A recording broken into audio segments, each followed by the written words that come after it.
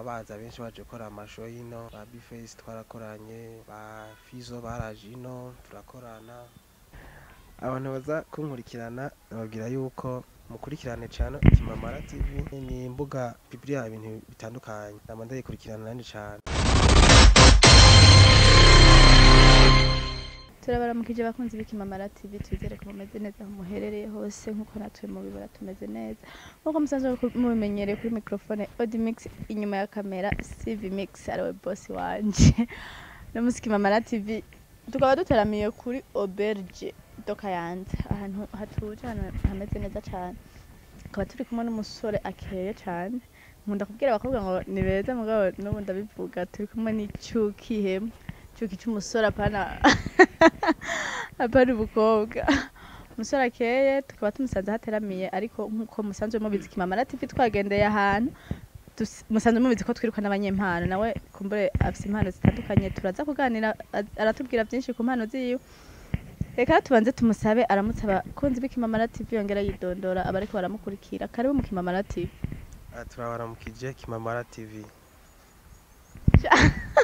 Mwabonye nkuko nababwiye n'umusore akeye acangamutse, afise impano zitandukanye, ngira ngo tuje ngaho kugira ngo tumuganirize kuri video duherutse kubona. Je narabonye video wapostinze, mbona ni video nziza cyane. Abakozi umunsi mukuru mwiza, ariko dushimira kandi DJ Peso, amashimashi kuri DJ Peso. Unasikia hilo? Bisinzi nimba ari gukora ku meza, araza kubaganira byose, ngo araza kutubwira usanzwe ukora iki mu buzima busanzwe. Mu buzima busanzwe bondo umuntu asanzwe nyene nk'abandi, ariko hari usanga nyene bitugira bikaduha, ugasanga umuntu wese ari ikintu abagendana muri we, ugasanga uramubona nk'uko wenda kubona mugabo simenye ikikurimwo wewe canke ikintu gishobora kugaragaza uriwe.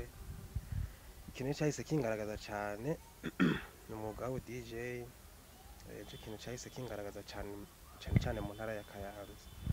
Kwanza wanyivye kuko nakubwiye ati banza witonda ko baragukurikirana, mugabo sinzi ko baba wagize isoni, sinzi ko kizira kwivuga izina uri umuhungu, wakurikije uyo muco kugira ngo wanke kutubwira akazina.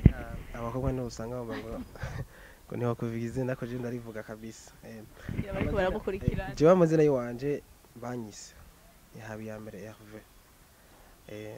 Ariko mwuga sanzwe nkora nk'ubu DJ banyita DJ Beso. Wow, ncienda bimenyeraho kuko nanje nababwiye ko namusanze kagira ibintu nk'ibi, urumva bice byumvikana ko ari DJ Beso. DJ Beso usanzwe ukorera hehe? Mu mwuga wawutanguye ryari? Umwuga wanje umeze neza, utanguye kera, gatangwa kubikunda cyane 2015. Ariko rengera ndabikunda gushika n'ubu rero abantu baca batangoza baramenya. Urumva wabaye mu bikundi uca byisanga wabikoze canke waravyize, warakoze ubushakashatsi kugira ubimenye canke warabikunze uca urabikora? Bo jewe hari ikintu ushobora gukora, ico kintu wagikora rero ukibonamo ibindi bintu byinshi. Je nashikiye mu bintu byo kudija nyene, usanga nabikunze cyane, ndabikora kumuresha, ndabona reko ari impano yiwanje, cyabona ngazo ndayikoresha. Wow, watanguye kumva ko ubikunze, uravuga ati reka ndabikore. Byarakoroheye kuronka aho byigira canke kugira ngo uronke uko wokwiga uwo mwuga wawe? Navuga ko byinshi nagiye ndarahura ku bandi bantu, ariko rero ikintu maze ugikunda ukabona nyene ko ari nk'impano yiwawe, uragira ama recherche ukavuga ati mbe bana ko babikora gute, bariya nabandi babikora gute. Usanga rero ugira urahura ubumenyi ku bandi. Niko naciye nsanga rero ngira ndabikunda, ndatangura nyene ndabikora, usanga nyene byinshi ngenda bimenya cyane. Burya ikintu kiguma ko umwanya munini usanga wavumuremo n'ibindi bintu byinshi. Akazi umuntu wese akora usanga karimo intambamyi, ugaca usanga karimo ni kumbure n'inyungu twovuga abironka muri wowe. Intambamyi uhura nazo mwako kazi kawe, canke ukavuga ati inyungu ndabikuramo ni iyi? Duhere ku ntambamyi. Intambamyi zirimwo ugitangura kubikora kenshi hari abo uja gukorera ntibaguhembe, usanga ukorera ubusa, ivyo nivyo baca biguca intege.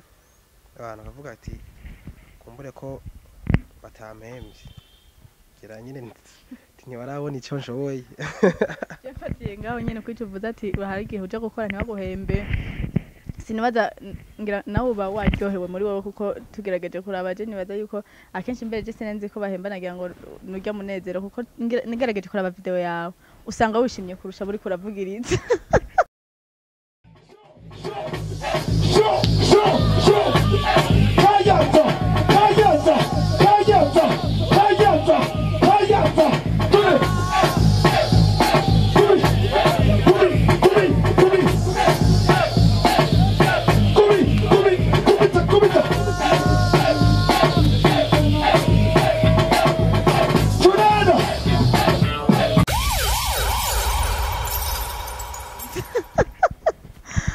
mva waheze ugashapura urataha inyuma yaho ukavuga ati ndashapuye kubera ko nabuze agafaranga oya umuntu arashavura kubera ca kintu cane iki nta nyungu buriko urakibonamo uburiko usanga nkaho nyene uriko uraryohera abantu nk'ubu twakoraniye ahantu nkaza nkabaryohera si ibintu muba mwapanze ariko kumbure uwo muntu aba yagutumyeko aba ariko arinjiza amahera sivyo ukavuga ati rero reka nanje ugasanga nk'ubu yampamagaye turavuganye kaca nkubita nka avance tubereye duhereje gukora ca ndakubita amahera nyene akwiriye kaca ugenda ugakora wize rero ngo wa muntu ngo araza kuguha amahera esh waheza gukora akazi esh bamwe gaho bamubonye kahabura benshi rero byarakunze kuba byagiye birambako cane ariko ntibyanciye intege nagumye nkora mbenge ndamenya n'ibindi bintu cane birenze byo bari bazi kera kandi n'ubu nzoguma nkora n'ibindi bintu bishiriza ngaha byo baba bamenyereye ngume abana ndavyongora kabisa ibigume biba binini cyane nakaye karusho ubona mu mwuga wawe umwuga wanje akarusho karimwo kuri jewe biramfasha cyane biratuma abantu bamenya cya kintu ukora bamaze kukimenya rero bakavuga ati uwo muntu kweri ubu je hari abantu benshi bagiye baramfasha kubera babonye ivyo bintu ari impano yiwanje avuga ati umupeti rero nubwo byagiye biraca kure baravuga ati umwana kweri reka tumufashe abantu bagiye baraje hanze abajene twarukiye rimwe baragenda guhiga inoti avuga ati umupeti we nzoza duhita dukora ibintu by'ubusazi kandi benshi barabikoze ibintu ntari niteze baramfashije cyane sinakwirwa ndabavuga amazina ariko ndabemera cyane baramfashije gose uravuga ati wewe ikintu ciwawe reka tucagure kibi ikintu kinini gose hama twagiye tugusiga twagarutse dusanga mbere waramenye ibintu birenze sivyo kandi tugufashe ne mu kintu gikomeye cyane n'ubu kandi bagomba bafashe n'abantu nshobora kwitura ngaho ati ikintu kimeze gutya na gutya nikiye twokora kaca bamwe ati wewe kweri twera kugufasha umwana wacu usanga nyine baramfashije ibintu nk'ibyo DJ Beso uwo mukeneye kuba ariko baradukurikirana mwe umwanya mukura he DJ Beso n'ahantu hose bashobora kunsanga ku ma social media ndiko bashobora kunyandikira WhatsApp bose bashobora kundondera gusa rero nkorera mu Kayanza umuganda afise n'indoto z'uko nzoshobora kugaragara ahantu hose haba mu Burundi ico cifuzo ca DJ Beso DJ Beso kweri ukuvuga namba ari ahantu hose uzi mu Burundi bamenya bavuga ati nakarashoboye kino kintu umwanya turiko turaraba usanga ibiteramo ukora mu ntara imwe gusa canke uramaze kuba uvuga ati n'izindi ntara bankeneyemo urashobora kwideplace ukagenda biterwa nuko abantu nyene bavyumva haje nk'umubosi akavuga ati ndagukeneye nk'Ubujumbura ndagukeneye Ingozi ndagukeneye Gitega ahantu hose habaho cyo nshobora kugenda akora sanzwe rero nkorera mu Kayanza benshi twakoranyeho mu Kayanza bama baza benshi baje gukora amashow yino ba Bface twarakoranye ba Fizo baraje ino twarakoranye kandi benshi barishima mbere benshi niho bagiye baranamenyera tukoroganiza ibintu by'amaskolere inonya benshi bagenda baramenya cyane si kuvuga rero ngo n'ahandi ngo sinogenda bantumye ko nogenda ubwo nakubwiye ko nsanzwe nkorera mu Kayanza nyine watubwiye ko ukoresha imbuga ngurukana bumenyi kandi kenshi hari igihe witwa kuri izo mbuga zawe tuzosanga ko amazina y'akazi cyangwa tuzosanga ko amazina nyayo usanzwe witwa jewe dusanga ko amazina yajanye n'umwuga DJ Beso nyene muzosanga ko Instagram, Facebook, WhatsApp hose ndazi ntiwashobora kundondera ngo mbure unkeneye. Reka tugushimire ko witavye akamo k'Imamara TV. Asante sana ndabashimiye cyane n'abantu benshi baba badukurikirana. Yego n'abandi bifuza rero kuguza mu Kayanza bakavuga ati turakeneye umu DJ dukorera ibintu nk'ibi bashobora kumpamagara nkaza kubafasha.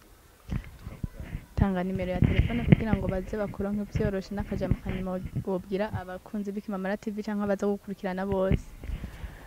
Abantu baza kunkurikirana babwira yuko mukurikirane cyane Imamara TV, muyikurikirane ni imbuga ishobora gupibrira ibintu bitandukanye. Namanda yikurikirana nani cyane kandi sanzwe ko n'abantu b'abagenzi wanje n'abantu shikunda kuganira cyane gose kandi bayikurikirane vraiment ahantu hose urayisanga ko nimero ya telefone ni 68 884 675 na WhatsApp nyene niyo nkoresha. Reka tugushimira ko cyane. Murakoze cyane Audrey. Uko musanzwe mubibona mu Imamara TV ntitubatererana ubuho tubazaniye DJ Beso no kugira rero akantu mubwira ko yabahaye nimero de telefone kugira ngo umuntu wese azoza kumbure afise icyumviro cyo kuza mu Kayanza ashobora no kuhamutembereza arashoboye no kumwereka ahantu hagenda hatandukanye akabujara yene mu bintu by'uko namwe murabibona.